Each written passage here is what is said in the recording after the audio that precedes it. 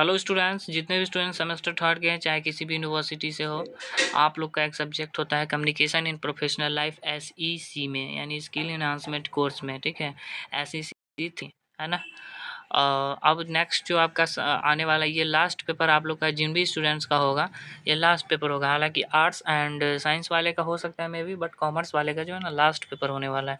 End semester जब fourth में आओगे तो आपको वहाँ पर एक ही सब्जेक्ट जो है आपको 70 नंबर का एग्ज़ाम होगा, और वो जो सब्जेक्ट है वो NSS, ठीक है, NSS NCC एंड स्पोर्ट्स से रिलेट रहेगा। यानी इस सब में से सब्जेक्ट जो है ना आपको पढ़ना होगा सिर्फ SEC में, सॉरी AEC में। ठीक है, तो एक ही 70 नंबर का आपका क्वेश्चन पूछा जाएगा। हालांकि यहाँ पर अभी बात कम्युनिकेशन इन प्रोफेशनल लाइफ की हो रही है, तो हम कम्युनिकेशन इन प्रोफेशनल लाइफ का बात करेंगे। ठीक है, तो चलो MCQ का स्टार्ट करते हैं। अगर यूट्यूब का लिंक चाहिए तो यहाँ पे क्लिक हेयर करोगे, PDF टेलीग्राम पे मिल जाएगा, तो आपको सीधा यूट्यूब लिंक मिल जाएगा, और टेलीग्राम लिंक पे क्लिक करोगे टेलीग्राम चैनल आपको मिल जाएगा। ठीक है, मिसकम्युनिकेशन का जो मुख्य कारण है क्या हो सकता है? अस्पष्ट भाषा का उपयोग, ध्यानपूर्वक सुनना। मिसकम्युनिकेशन का जो मुख्य कारण हो सकता है वो है गलतफहमी या अधूरी जानकारी। अधूरी जानकारी खतरनाक होती है। अगर बातचीत में गलतफहमी हो जाए तो सबसे पहले क्या करना चाहिए? बहस करना चाहिए, शांत रहकर स्थिति को समझना चाहिए, या सामने वाले को दोष देना चाहिए, या बातचीत को तुरंत बंद कर देना चाहिए। अगर गलतफहमी हो जाता है तो सबसे पहले आपको जो भी आपके अनदर पर्सन है उनको अच्छे से समझाना चाहिए और शांत रहना चाहिए। ठीक है, इससे क्या होता है दोनों तरफ का जो बात होता है वो भी रह जाता है, एंड जो कुछ भी बात बिगड़ी हुई थी वो भी बन जाती है। ठीक है, नेक्स्ट आगे हमारा जो है, निम्न में से कौन सा मिसकम्युनिकेशन का उदाहरण है? तो हमारा इसका राइट आंसर होगा बात को अधूरा छोड़ना। यह मिसकम्युनिकेशन का क्या है? उदाहरण है। बात को अधूरा छोड़ दीजिएगा, स्पष्ट बात नहीं करेगा तो वो खतरनाक होता है। मिसकम्युनिकेशन को रोकने के लिए सबसे प्रभावी तरीका जो है वो क्या है? तेज बोलना, बहस करना, स्पष्ट और सक्रिय संवाद करना। तो स्पष्ट एवं सक्रिय संवाद करना, ऑप्शन नंबर सी हमारा क्या होगा? सही उत्तर होगा। सुनने की प्रक्रिया में सबसे पहला चरण क्या होता है? प्रतिक्रिया देना, अर्थ निकालना, ध्यानपूर्वक सुनना, या प्रश्न। मतलब जो कोई कुछ भी बोलता है तो उससे आप सीधा प्रश्न पूछ लेते हैं, या सीधा रिएक्शन दे देते हैं, या उसका अर्थ निकालने लगते हैं, मतलब निकालने लगते हैं कि आपने ये बात बोला है। तो पहले लिसनिंग का काम करेंगे, देन उसके बाद ये सारा काम किया जाएगा ना। लिसनिंग पहले ध्यानपूर्वक सुनेंगे, फिर अर्थ निकालेंगे, फिर प्रश्न पूछेंगे, देन प्रतिक्रिया देंगे, जो भी हमारा बात होगा वो रखेंगे। तो सबसे पहले इसमें क्या होगा? ध्यानपूर्वक सुनना। ठीक है, निम्न में से कौन सी आदत सबसे जो अच्छी सुनने की आदत नहीं मानी जाती है? आँख से संपर्क बनाए रहे, बीच में बार-बार बोलना, धैर्य से सुनना। आदत अच्छी सुनने की, सॉरी, कौन-सी आदत अच्छी सुनने की आदत नहीं मानी जाती? तो ये बार-बार बीच में जो है ना बोलना, कि नहीं किसी-किसी का आदत होता है बीच में बात पूरी हो नहीं रही है, वो अपनी बात बीच में रखा जा रहा है, तो ये गलत आदत है। पहले बात को सुनो, देन उसके बाद अपना जो भी राय विचार है वो बोलो। सुनने की कौन-सी शैली में जो है ना श्रोता केवल अपने फ़ायदे की बात करता है या ध्यान देता है? तो उसमें आप सहानुभूति सुनना, आलोचनात्मक सुनना, चयनात्मक सुनना, निष्क्रिय। तो चयनात्मक सुनना। ठीक है, अच्छे सुनने वाले की कौन-सी विशेषता होती है? वह ध्यानपूर्वक सुनता है और उचित प्रतिक्रिया देता है। ठीक है, वो बात को ऑप्शन में दिया है, बात को बीच में काटता है, बहस में उलझता है, वो केवल विचार व्यक्त करता है, ये सब गलत है। ध्यानपूर्वक सुनेगा, देन उसके बाद प्रतिक्रिया या जो भी बात रखनी है वो बोलेगा। अच्छे सुनने वाले की कौन-सी विशेषता होती है? तो वो ध्यानपूर्वक सुनता है और उचित प्रतिक्रिया, हो गया ये। एक्टिव लिसनिंग का मुख्य उद्देश्य क्या होता है? सामने वाले को बोलने से रोकना, केवल सिर हिलाना, या बात को समझना और तो एक्टिव लिसनिंग का मतलब हुआ आप एक्टिव, मतलब जो भी चीज़ें सुननी है वो आप तुरंत सुन रहे हो और उसको प्रतिक्रिया दे रहे हो। निम्न में से कौन-सा सक्रिय सुनने का उदाहरण है? तो आँखों से संपर्क बनाए रखना और सिर हिलाना। ठीक है? सक्रिय सुनने में कौन-सी बात सबसे ज़रूरी होती है? बोलने वाले की बात पर पूरा ध्यान देना। हमारा जो सक्रिय सुनने की जो बात होती है वो आपको क्या होती है कि जो बात बोलनी जा रही है उस पे पूरा आप ध्यान रखो। जो सुन रहा है एक्टिव तरीके से सुनो, A to Z बात, A से लेकर Z तक क्या-क्या बातें हुई है वो सारे आपके माइंड में कैप्चर हो जाना चाहिए। ठीक है? सक्रिय सुनने में बाधा उत्पन्न करने वाले कौन-सा व्यवहार है? मोबाइल या अन्य चीज़ों में ध्यान लगाना। ठीक है? सक्रिय सुनने में कौन-सा तरीका जो है ना सहायक होता है? प्रश्न पूछना और पुष्टि करना, ये सबसे सहायक होता है। ठीक है। नेक्स्ट है ऑडियो बुक सुनने समय सबसे ज़रूरी बात क्या होती है? ध्यानपूर्वक सुनना और एकाग्र होकर सुनना। राइट आंसर हमारा होगा बी। क्या होगा? बी। ऑडियो बुक सुनने का कौन-सा लाभ है? ऑडियो बुक सुनने का हमारा कहीं भी और कभी भी ज्ञान प्राप्त करना। ऑडियो बुक है मतलब कि आपका जो भी बुक होता है ना हमारा, वो सारे ऑडियो में कन्वर्टेड होते हैं, आप सुनते रहो। किसी भी ऑथर का हो या सुनना हो किसी भी ऑथर का तो सर्च करो एंड ऑडियो बुक में अपना सुनते रहो। जब आप किसी ऑडियो बुक को सक्रिय रूप से सुनते हैं यानी एक्टिव रूप से सुनते हैं तो आप क्या करते हैं? तो नोट्स बनाते हैं और मुख्य बिंदु समझते हैं, ठीक है। ऑडियो बुक सुनने के लिए सबसे उपयुक्त तरीका कौन-सा है? शांत वातावरण में ध्यान से सुनना। Right answer is C. Audio book को बार-बार सुनने से क्या लाभ होता है? जानकारी और समझ मजबूत होती है। किसी भी चीज़ को कहते हैं बार-बार अगर सुनो तो वो माइंड में ज़्यादा जाती है। एक अच्छी प्रस्तुति की सबसे अच्छी जो महत्वपूर्ण विशेषता है वो क्या होती है? तो स्पष्ट और आत्मविश्वास से भरा संप्रेषण।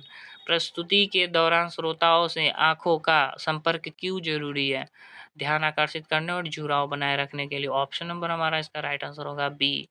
प्रस्तुति की अच्छी शुरुआत जो होती है कैसी होनी चाहिए? आगे जो है आपका जो सिलेबस के अकॉर्डिंग है वैसे ही हमारा ये एमसीक्यू बनाया गया है। लिंक्डइन जो प्रोफाइल होता है बनाना, फेसबुक जो होता है वो एंड इसके कौन-कौन खोज किए थे? कौन इसके पिताजी कहे जाते हैं? जो बोलो आप।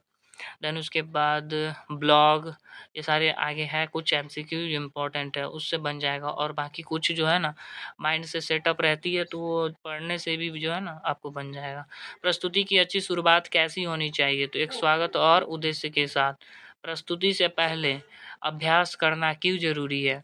आत्मविश्वास और प्रभाव के लिए यानी ऑप्शन नंबर बी। ठीक है? Microsoft PowerPoint PowerPoint से भी कुछ जो है ना इम्पोर्टेंट क्वेश्चन आ सकते हैं कि माइक्रोसॉफ्ट पावर पॉइंट है किस प्रकार का सॉफ्टवेयर है। तो एक प्रकार का ये क्या है पावर पॉइंट में हम लोग क्या करते हैं सबसे पहले हमारा आता है एक एमएस वर्ड। ठीक है। उसके बाद आता है हमारा एमएस पावर पॉइंट। ठीक है। उसके बाद आता है एमएस एक्सेल और भी है आउटलुक। ठीक है। तो ये मेनली 3 है। एक्सेल में हम लोग क्या करते हैं मैथमेटिकल कैलकुलेशन करते हैं। ठीक है। मैथमेटिकल कैलकुलेशन एमएस वर्ड में सॉरी पावर पॉइंट है तो इसमें हम लोग क्या बोलते हैं प्रेजेंटेशन बनाते हैं जिस तरीके का भी प्रेजेंटेशन बनाना हो पीपीटी बनाना हो। ठीक है। या पीडीएफ तैयार करना हो किस तरीके वो सारे इसमें एनिमेशन लगाना हो ये सब। वर्ड में हम लोग क्या करते हैं लेटर टाइपिंग करते हैं या जस्ट कुछ भी अगर आपको पत्र लिखना है एप्लीकेशन लिखना है। ठीक है। और भी काम कर सकते हैं उसमें। तो सब के सब फ़ायदे हैं। तो पावर पॉइंट में हम लोग मेनली जो है ना प्रेजेंटेशन है, तो ये प्रेजेंटेशन सॉफ्टवेयर है। ओके, आई बात समझ में? आगे हमारा है पावर पॉइंट में नई स्लाइड जोड़ने के लिए किस शॉर्टकट कुंजी का प्रयोग किया जाता है?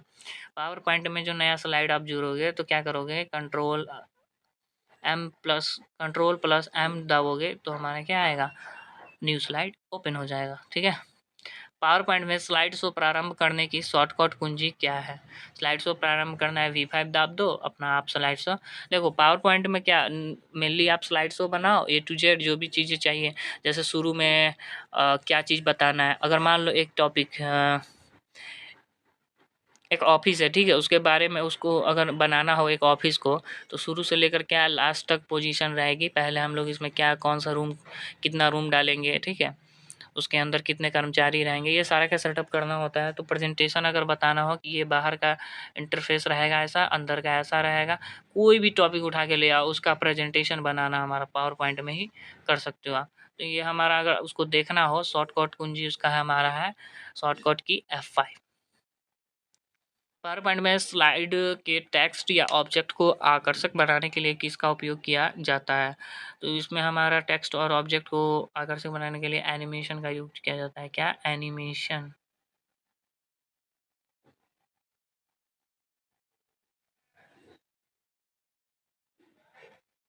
सही है।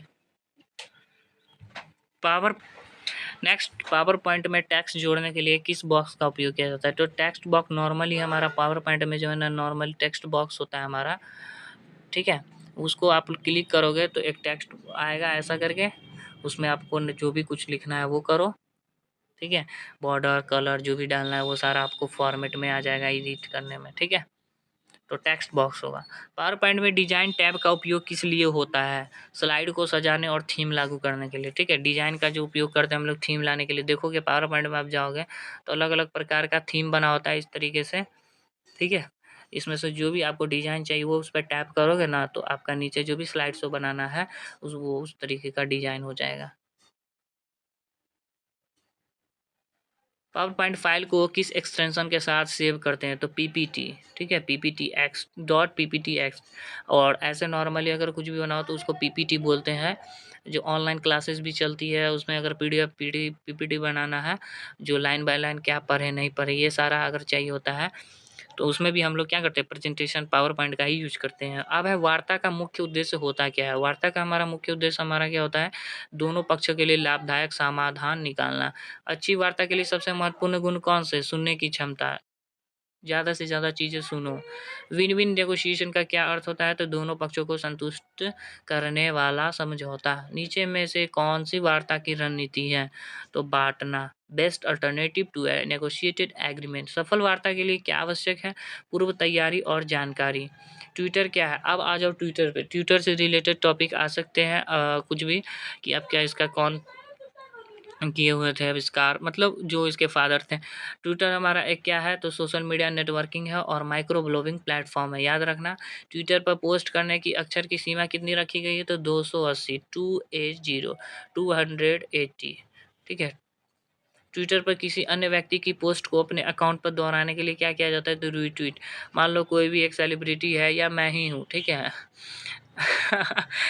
और एक किसी बंदे को लेते हैं, कोई भी अगर राम है, ठीक है। मैंने एक ट्वीट करा कि हाँ, जो भी कॉलेज के स्टूडेंट्स हैं सारे को है ना ट्विटर पे एक कैंपेन चलाना है कि आप सभी जो है ना जल्द से जल्द रिजल्ट घोषित करें। और राम, मैं सारे स्टूडेंट्स को क्या बोलूँगा कि सारे जाकर जो है ना उसको रीट्वीट ज़्यादा से ज़्यादा करें। तो वो क्या है, थोड़ा ज़्यादा उसका टैग आने लगता है।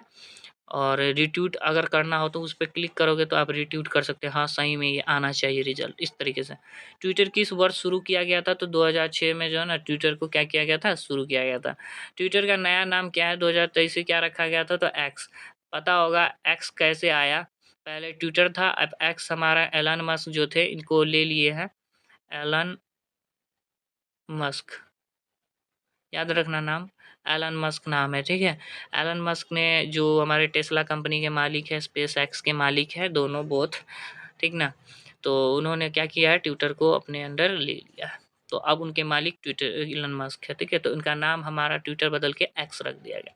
फेसबुक क्या है? तो वो एक सोशल मीडिया नेटवर्किंग वेबसाइट है जिस पर आप लोग क्या करते हो, दिन भर में पोस्ट कर डालते हो। कोई भी आपको देखता है तो कमेंट करता है, शेयर करता है, ठीक है।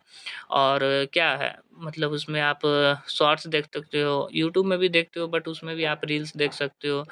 और किसी के भी पोस्ट पे लाइक कर सकते हो, अनलाइक कर सकते हो, जो भी रिएक्शन देना है वो दे सकते हो, फॉलो कर सकते हो, फ्रेंड बना सकते हो, फ्रेंड एक्सेप्ट कर सकते हो, वगैरह-वगैरह, पता ही होगा। फेसबुक की स्थापना कब हुई थी? तो 2004 में हमारा फेसबुक का स्थापना हुआ था। और इनके मालिक कौन थे या संस्थापक कौन थे? तो मार्क जुगरबर्ग। ये तो फेमस नेम है। अभी तो ये सारे क्या किए हैं, मेटा प्लेटफ़ॉर्म बना दिए हैं। फेसबुक से लेके इंस्टाग्राम से लेकर व्हाट्सएप से लेकर सारे जगहों पे। अब लिंक्डइन की शुरुआत कब हुई थी? तो 2003 में जो है ना लिंक्डइन की शुरुआत हुई थी। कोई पूछे लिंक्डइन की शुरुआत कब हुई? तो 2003 में। अब बोलेंगे इनके संस्थापक बताइए, तो रेड हॉफमैन, क्या है? रेड हॉफमैन इनके संस्थापक थे। लिंक्डइन का मुख्य उद्देश्य क्या है? तो प्रोफेशनल संपर्क बनाना और नौकरी खोजना। देखो इस पे क्या होता है, लिंक्डइन पे प्रोफाइल अगर बना लेते हो, जो भी आपके पास कैपेसिटी है, जो भी आप काम करते हो प्रोफेशनल, आपको है ना वहाँ पे काम मिलता है। कोई भी अगर मान लो वर्क ऑफिस से अगर काम खोजना चाहे वर्कर को तो आपको हायर कर सकता है वो, या आपको डायरेक्ट जीमेल कर सकता है कि आप जो है ना वर्क करने के लिए आओ। अगर आप अपने जो आपका प्रोफाइल होता है उस पे सब कुछ लिख कर रखे हो कि मेरे पास ये सारे एक्सपीरियंस है तब। लिंक्डइन पर नौकरी के लिए आवेदन करने के लिए कौन सा विकल्प होता है? तो अप्लाई नाउ का, ठीक है। क्या है? अप्लाई नाउ का। तो ये सारे जो है ना ऊपर जितने भी बताए वो सारे एमसीक्यू जो है ना इम्पोर्टेंट है। अब आ जाओ कैनवा पे। कैनवा हमारा होता है क्या है? कैनवा हमारा एक ऑनलाइन वेबसाइट है, ऐप भी है। आप उस पे क्या कर सकते हो, तरह-तरह के डिज़ाइन, ग्राफ़िक बना सकते हो। एक pro online graphic design tool है। कैनवा में नए डिज़ाइन बनाने के लिए किस विकल्प का चयन किया जाता है? तो क्रिएट ए न्यू डिज़ाइन, इस पे एक ऑप्शन आता है। अगर आप न्यू डिज़ाइन करोगे तो क्रिएट ए न्यू डिज़ाइन, ठीक है? कैनवा में किन फॉर्मेट्स में फ़ाइल अपलोड की जाती है? तो जेपीजी, पीएनजी और पीडीएफ, ठीक है? अगर आप प्रीमियम लोगे तो आपको जो भी चीज़ें हैं ना उसमें बहुत सारी प्रीमियम भी लगी होती है, तो प्रीमियम आप ले लोगे पैसे से तो आपकी वो प्रीमियम भी जो भी चीज़ बनाना चाहो, थंबनेल हो या पोस्टर हो, डिज़ाइन हो, फिर भी कुछ भी, तो आपको प्रीमियम वाला भी मिल जाएगा। कैनवा का उपयोग मुख्यतः किस लिए किया जाता है? तो आपको यह ग्राफ़िक, पोस्टर, प्रेज़ेंटेशन या और भी बहुत सारे डिज़ाइन बनाने के लिए किए जाते हैं, ठीक है? अब है पर्सुएशन का अर्थ क्या होता है? किसी को अपने विचार या व्यवहार को बदलने के लिए मनाना। प्रभावी पर्सुएशन के लिए सबसे महत्वपूर्ण क्या है? तो तर्क और विश्वास, ठीक है? पर्सुएशन में इथॉस का मतलब क्या होता है? तो वक्ता की विश्वसनीयता, ठीक है? तो ऑल ओवर जितने भी हमारे ऊपर में एमसीक्यू थे सब इम्पोर्टेंट है, देख कर जाओ लास्ट तक। एंड यह हमारा सेट 2 था, सेट 1 हमने दे दिया। और अगर यूट्यूब चैनल पे चाहिए तो पीडीएफ पे क्लिक करोगे, लिंक हेयर तो सारा आपको जाकर क्या करेगा, वाईटी पे छोड़ देगा। एंड टेलीग्राम पे क्लिक करोगे तो टेलीग्राम आपको खुद पे खुद ज्वाइन हो जाएगा। बाकी डिस्क्रिप्शन में भी लिंक है, जहाँ आपको सहूलियत हो वहाँ पे आप अपना क्या कर सकते हो, ज्वाइन कर सकते हो। एंड लास्ट में थैंक यू बोलना चाहूँगा, ठीक है? ऐसे ही सपोर्ट करते रहो, बहुत अच्छा लगा। एंड चैनल को सब्सक्राइब कर लेना। एंड सेमेस्टर 4 में आप लोग का बहुत-बहुत स्वागत है। अब सेमेस्टर 4 भी स्टार्ट होने वाली बहुत जल्द। पहले एक पेपर को क्लियर कर लीजिए देन, ठीक है? चलो, चलो राधे-राधे, मिलते हैं।